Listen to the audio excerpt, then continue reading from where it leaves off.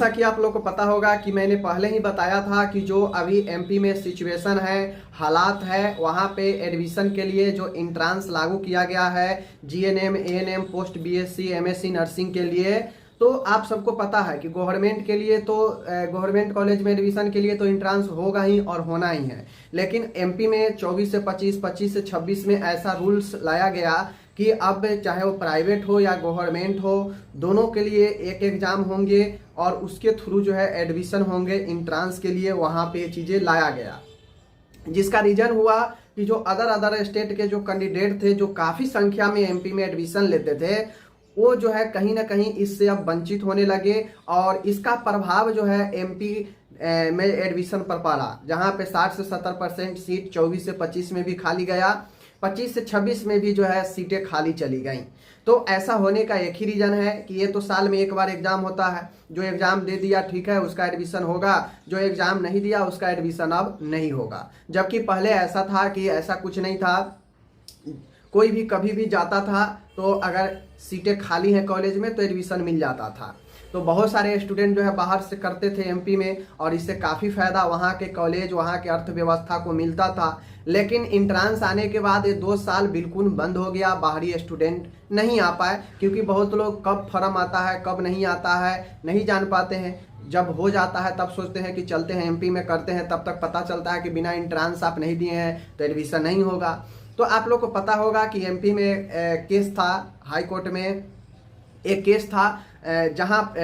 Supreme court में case था, जहां पे ये था कि भाई अब जो है सुप्रीम कोर्ट ने एक आदेश ये भी दिया कि बायोलॉजी जो है समाप्त किया जा रहा है। जो अनिवार्यता था कि बायोलॉजी वाले ही करेंगे जीएनएम बीएससी नर्सिंग एएनएम, तो जो है उसे समाप्त कर दिया गया। बीएससी नर्सिंग नहीं, जीएनएम एएनएम के लिए बायोलॉजी का जो अनिवार्यता था उसे समाप्त कर दिया गया, यानी अलग आर्ट्स कॉमर्स वाले भी एडमिशन ले पाएंगे। दूसरी ओर कहा गया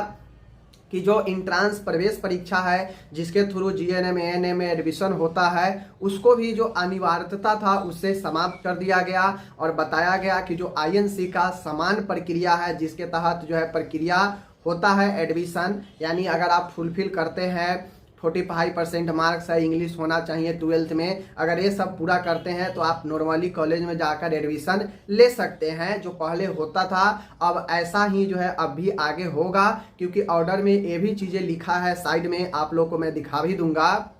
लिखा है कि अब जो GNM ANM post BSc MSc का जो एडमिशन है वह पहले की तरह समान प्रक्रिया के तहत होंगी। इंट्रांस की जो अनिवार्यता है उसे समाप्त कर दिया गया, यानी कुल मिला के अब जो इंट्रांस होगा वो प्राइवेट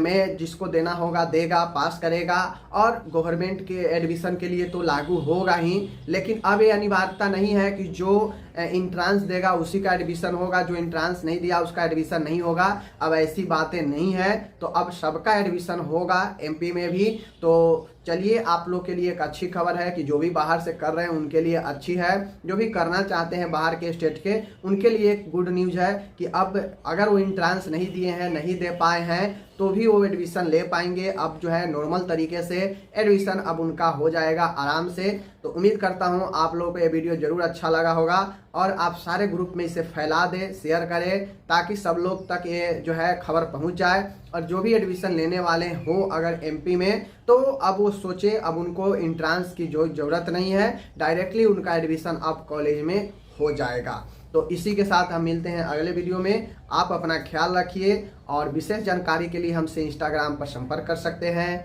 धन्यवाद।